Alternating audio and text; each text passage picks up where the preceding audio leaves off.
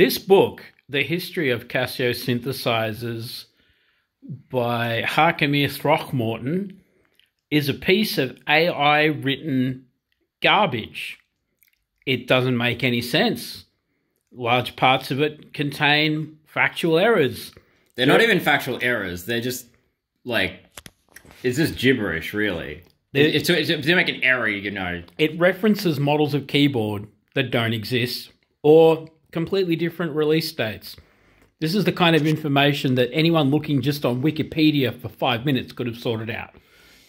Tell us about the analog synthesizers, Bill. Okay, so there's quite a few references to analog technology here. But in this section, evolution of Casio's, I guess, advancements in sound generation. Point 4 here, the dependency on electronics.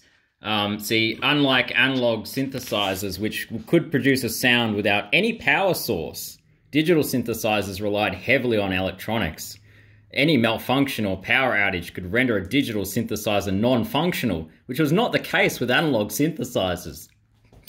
That is factually non-correct. Let's find something else that's non-correct. Go to that timeline of all the different models. Oh, the timeline of the model. I mean, well, that's also for the big money you pay for this book. It's about probably $45 Australian dollars plus shipping. You probably end up it's about $50 worth of book. There's not one color image in this. They couldn't get the AI to generate fake Casio images, fake images of Casio models. They also got exercises here which tell you to do different research, the history of FM synthesis, which Casio didn't really use, and they're using the Casio logo type on the front. Yeah, which I'm not sure if Casio's corporate department's lawyers would maybe have a bit of a problem with that. It's not really endorsed by Casio. But yeah, little classroom exercises. Now, if you did the classroom exercises researching the history of FM synthesis, you would know more than this book would be telling you, because this book wouldn't be telling you just gibberish. It attributes, it says certain soundtracks and stuff were written on Casio instruments like Mr. Robot. The soundtrack was written on an SA-46. Blade Runner is what the people want to hear. Oh, yeah, okay, Blade Runner. Yeah, Blade Runner. Read us the Blade Runner. Okay, Blade Runner. The seminal sci-fi film Blade Runner featured the atmospheric and futuristic sounds of the Casio CZ5000 synthesizer throughout its soundtrack. Do we know what year Blade Runner came out? 83, 84? It was 83, 84. Okay, well, that was before the CZ5000 was released. There's some other things like this, too. There's other... the dates are wrong for everything. But some of Vangelis's music predated the movie as well. Oh, right. Yeah, but anyway, either way, Vangelis had real synthesizers. He wasn't playing with toy Casios, so... Anyway, the versatile capabilities of the CZ5000 allowed for the creation of otherworldly textures and pulsating rhythms, perfectly complementing the film's dystopian setting. I've never heard a CZ5000 sound dystopian, but anyway, people usually say it sounds cheesy, but anyway. The use of Casio synthesizers in Blade Runner... Putting in commas, Blade Runner. That's not normal for a book, is it? To put the film in inverted commas. No, because it's not known as it is. It's not the film known as Blade Runner. Yeah, helped define the cyberpunk genre and influenced the generation of filmmakers and composers. This was a great one. Miami Vice was apparently composed on an MT40 and an MT68. The shows signature sound, which might have been believable if they're talking about Homestar Runner, which did actually use Casios. But Twin Peaks is credited with the VL1, which was that was used in Homestar Runner. There's a few things that I know a lot about, and Twin Peaks is one of them.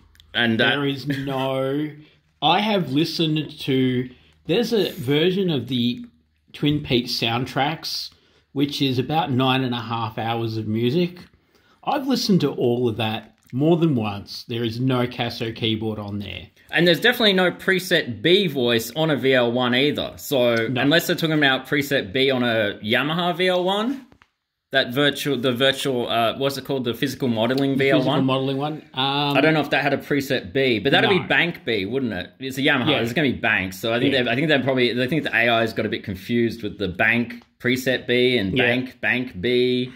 Unconventional uses. They don't mention the SK1 that was modified to be connected to a vibrator. I wish I'd bought that on eBay, but I thought I was thinking of building a better one myself. But yeah, they don't mention that.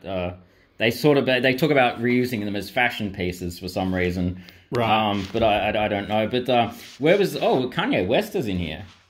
Kanye West in the Privia PX330, 9 Inch Nails in the VAZ1, all these things. Oh, and 9 Inch Nails actually did use Casios though. No, they didn't. Yeah, he could have had the sampler. There was people who were circuit bending, like to sell their. I mean, Trent did buy some circuit bend instruments, but I don't know if he actually used them. Yeah. A lot of people buy circuit bend instruments, but they don't actually use them. They get using maybe ideas, or maybe they resample them. But I didn't really heard a Casio, like a obvious Casio sound in a 9 Inch Nails song. Yeah. And the other thing, the FM sounding sounds. I think we looked it up what they used, because his his producer Alan Mulder was programming his OBXA. Yeah, OBXA. So the FM and ring mod sounds were from that, not from a VZ1, which is very difficult. You could not program those types of sounds in the VZ1. It would not sound right, or it would be so difficult to program them, you'd never finish the album. In closing... it was one little... I don't know if I can get to it, but there was one little... the Casio M1, 1986. So the M1, also known as the M10, was a hybrid synthesizer that combined the digital additive synthesis with PCM, which I believe they're talking about the Korg M1, aren't they? Yes, they're talking about the Korg M1. Yeah, and so it's confused the Casio M10 with the Korg M1 and invented a totally different instrument with 8-note polyphony and a 61-key velocity-sensitive keyboard. That is the M1, at least, has got at least that polyphony. Actually, it's got more. Oh, right. Yeah, well, see, it's taken the 8-note polyphony from the M10 and applied and mixed that with the 61-key velocity-sensitive of the M1 for Korg. So you can sort of see here how the AI has just grabbed random... We mentioned Vintage Synthesizers by Mark Vail, an actual good book. The Complete Guide to Synthesizers by Devriani or something. That one's okay. The Keyboard Synth Player Guide. Oh, and the official Casio website. No, but you see, that AI has taken the Mark Vail book and just mixed the M10 listing with the M1. Yeah, I think so, yeah. It's pretty obvious what it has done. And did you know that the Casio VL1's catchy preset demo tune known as VL Tone became a surprise hit in 1982, reaching the top of the charts in several countries? That is also wrong. Doesn't even make any sense. Like, because it's called what's it called? Der Unterlandes Himmelweh. But that's the wrong name, because it's actually the Music Men. Yeah. I am the Music Man, Mountain Men, Mountain Men, whatever. But that song was not a hit in 1982, and it was not on the charts. And I think they're confusing that with the Da Da Da song. By Trio. Rock 2. Yeah, exactly. The Rock 2 drum preset with the demo song. See, oddly, the Rock 2 on some of the Yamahas as well. Rock 2 is always the best one. Yeah, Rock 2 is usually pretty good. Here's the chronology. There's no chronology. I mean, this is all wrong. It's all totally made up. But there's stuff. I think the funny bit was that there was stuff that doesn't exist, such as I think, where was it? FZ101. Introduction 1993. Well, that was after the Casio's professional division shut down. Discontinued 1995. Well, they'd already shut down, so that doesn't matter that they came at it. Sampling workstation with advanced capabilities, including sequencing and effects, which the FZ series did not have sequencing or effects, and they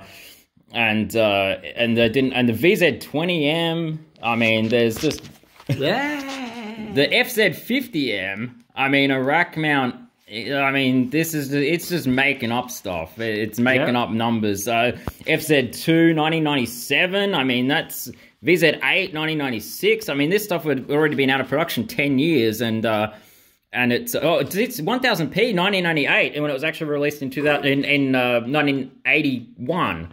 So that how many years? And discontinued 2000. So a professional grade digital keyboard with a focus on realistic instrument. Where it wasn't. It's a 4 harmonic additive keyboard, or 5. I think sometimes some of the presets have 5 harmonics.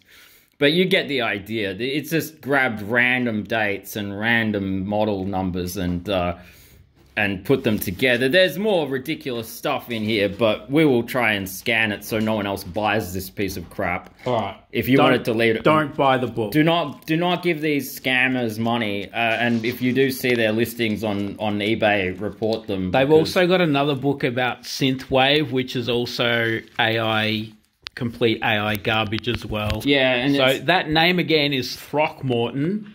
Now that is disappointing because there is a guy who is a Mormon document specialist called Throckmorton, who's fucking awesome. I fucking love that Throckmorton guy. This is a shame. This is a tragedy.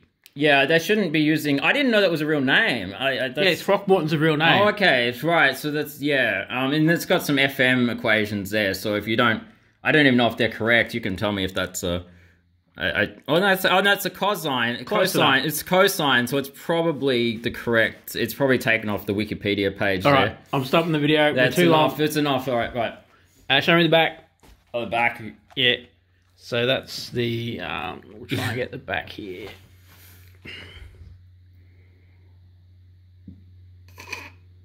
It's not a book. It's a call to arms. There's a call to arms to, like... burn the fucking book. I don't know if that was recording that.